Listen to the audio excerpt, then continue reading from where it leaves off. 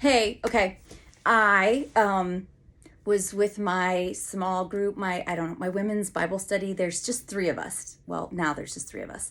Um, and you know what? I'm just gonna fill it. Well, first of all, so we're sitting there, and I said, "Oh my goodness, there's this word that's been on my mind today, enmity, and enmity. There are certain words that just don't feel good when you say them, like rural. Some people don't like the word moist, but like rural, enmity.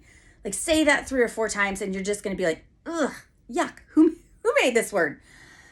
So anyway, I go into this little deep dive about enmity because it was on my nerves. So I'm telling these ladies, and okay, I'm going to call them J squared because both of their names start with J. And we met, people would like, you would just say by chance, accidentally, by luck, whatever. But oh my goodness, God is so good. He just knows what he's doing. And gosh, last April, May, I moved back to my hometown to help my parents over a year ago. And last spring, I went to this women's conference called Kerygma. And I came back and I'm like, Mom, let's do this.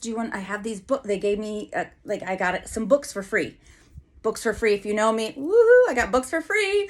And one of them I had, I think 4 copies of on Daniel.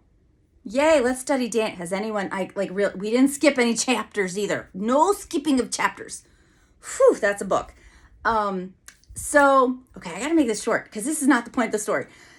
So I asked my mom and she's like, oh yeah, let's do that. You have extra books. So is it okay? The one J1, my mom had been meeting with, they just met one-on-one for, I don't even know how long. And I really felt like I knew J1 because my mom just always talked to her, loved her so much, very much like my mom in some ways, very quiet, not easy to get to know, just very reserved and quiet until you get to know her. She's very smart, quite hilarious.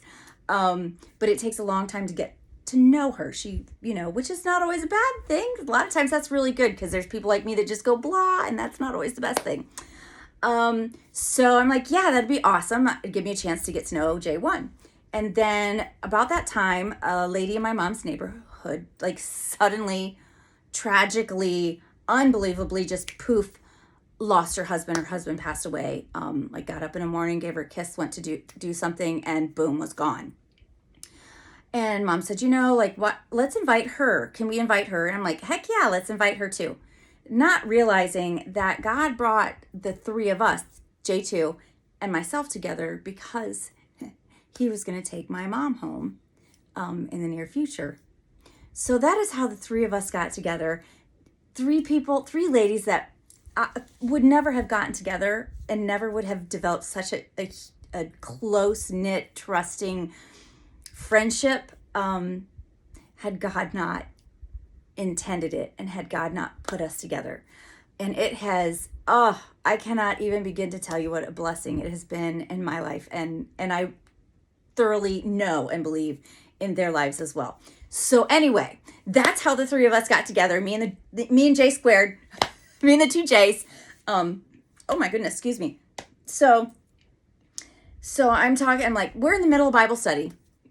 And we're talking about Daniel again because J1 has to do, she's going to talk about Daniel in the teens group, youth group at her church. So we're talking about Daniel. We've also been in and out of this book on joy.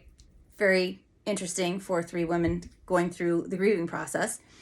And so we're kind of talking about, and I just, in my Amy way, I'm like, oh my goodness, I just have to let you know that today, this word enmity, boom, this word enmity is driving me crazy. But I'm so excited because you want to know what I figured out about the word enmity. So here we go. I'm going to read this. Oh, the wind has blown. So I'm going to read this first because, it comes up in Genesis with the serpent and Eve. And I'm going to back up a little bit because, well, first of all, so where am I at? Genesis 3:15.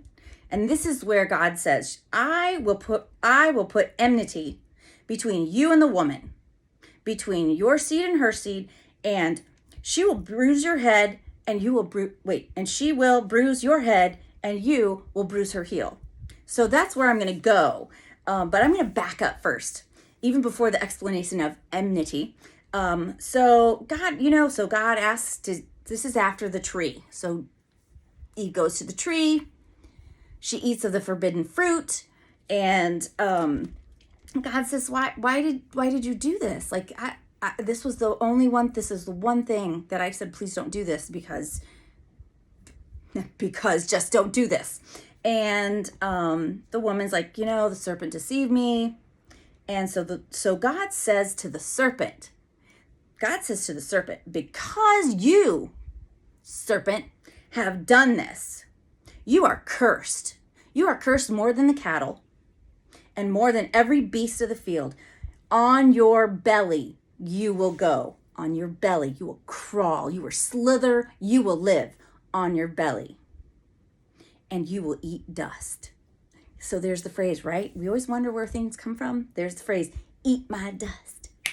Eat my dust, right? So he tells the serpent, because you've done this, now you're going to slither on your belly and you're going to eat dirt. You're going to be more lowly than the cattle all the days of your life. Forevermore. Forever and ever, dude. You're going to slither and you're going to eat dirt because you did this. Because you did this. And then, so I will put enmity. What's enmity? What's he going to put? Wait, I'm going to put enmity between, back and forth, between. So have you ever sat in church, or you ever sat, I don't know, anywhere at the theater, and you're misbehaving with your brother, your sister, your friend, and your mom gets in between the two of you? Because why? Because there's enmity between the two of you kids, and enmity. So that's like, you are actively opposed, hostile. There's and I can't even say the words, animosity. It's hostile between the two of you. So between woman and Satan, Eve and the snake, between woman, all of us. So between woman and Satan, there is enmity between us, back and forth, between us. So what does that mean? That means there's hostility, there's opposition between woman and Satan. So here we go. This is where I get excited. So it's between us. And when I first said that, like, there's hostility between woman and Satan, and my J2, my friends, were like, ooh. And I said, wait, no, I'm going somewhere with this. So wait, hang on. Jump on the merry-go-round and come along, because I'm going somewhere with this. So there's enmity between us. But what does it say after that? So first of all, it's not just one toward the other. It's between the two of us. It's between woman and Satan. So where's this going to go? I love this. Satan's going to nip at our heels. Says, you know what?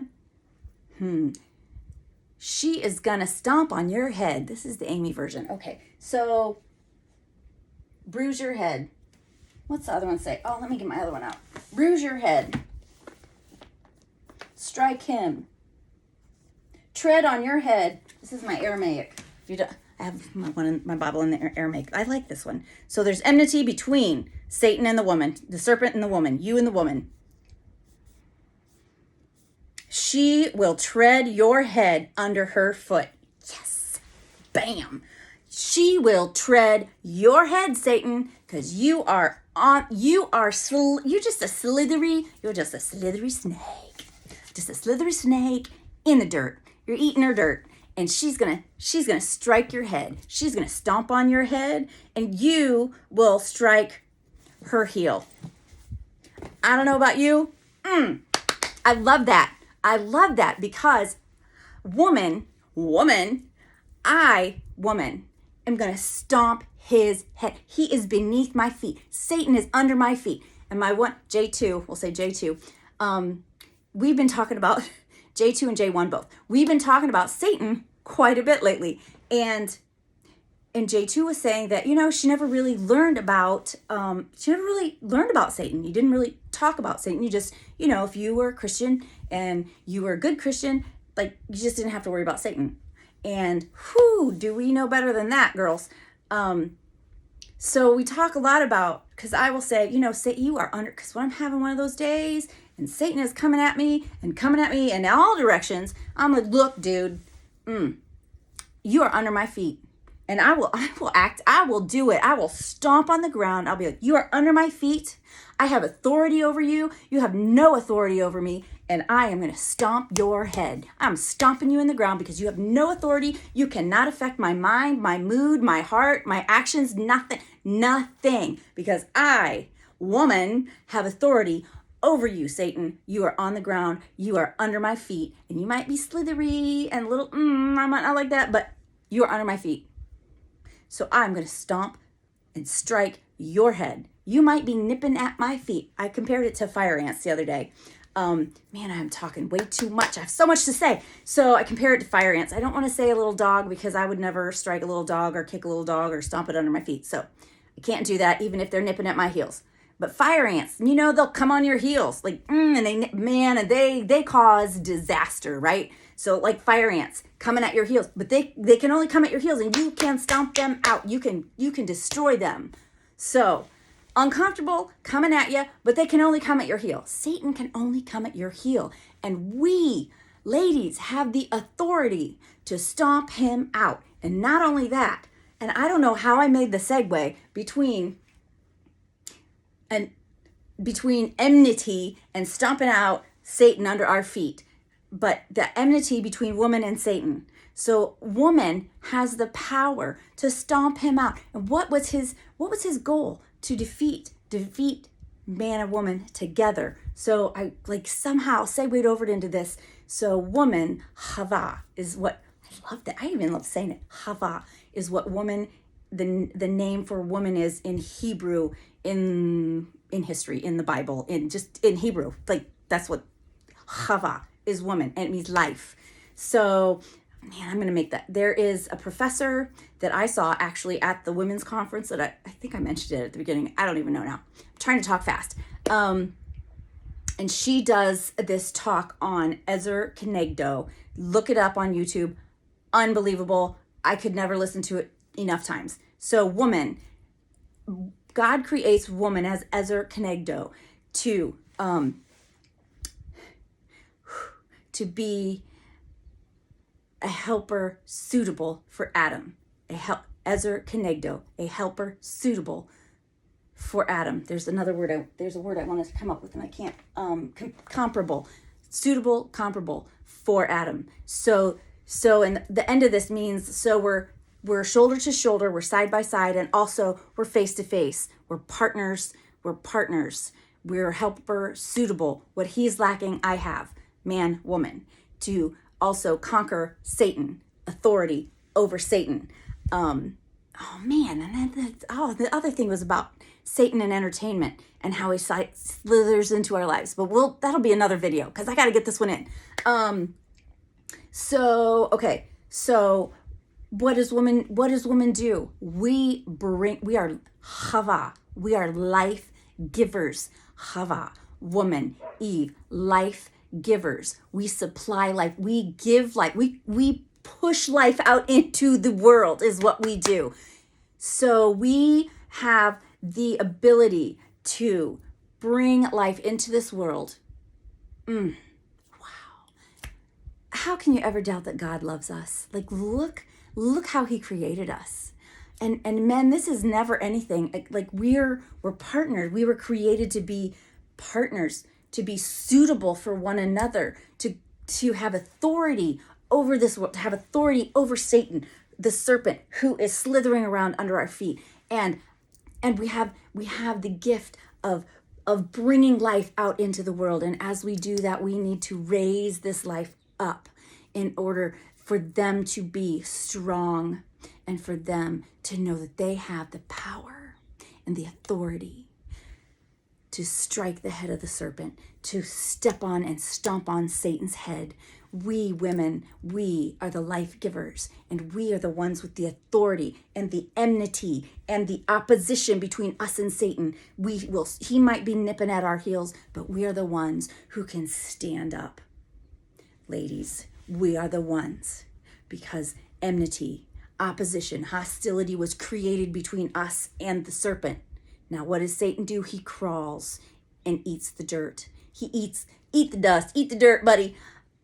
Honestly, that enmity that is between woman and the serpent, Satan, we have the power. We have the ability to stomp on his head. He is under our feet, ladies. We need to stop looking in the mirror and doubting ourselves and calling ourselves all the names that Satan comes at us with, because he slithers on the ground and eats the dirt for all of his life. And he may nip at our heels, ladies, but we have the ability to stomp on his head and to strike his head and to take him out. That's what we can do. We don't have to be angry with the world. We do need to be angry and hostile towards Satan. And we need to take up and step up in our authority and strike his head. I know, I'm so excited about it. Yes, ladies. My ladies, you have the authority. We have the authority.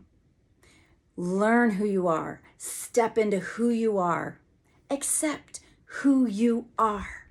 You are created by the God of the universe to be a helper suitable, to stand side by side, shoulder to shoulder, and face to face with the world, with man, to create life, to push life out into the world, and in doing so, raising them up to know the authority that we have and the position that we have as creations of the God of the universe, who took the time to create me, to create you. And we have the authority to strike and to stomp out Satan, the serpent. We have the authority, and that is what we do. Why and what we do with the enmity, the hostility between woman and the serpent, between Amy, between Mary, between Jamie, and Satan, the serpent, slithering on the ground.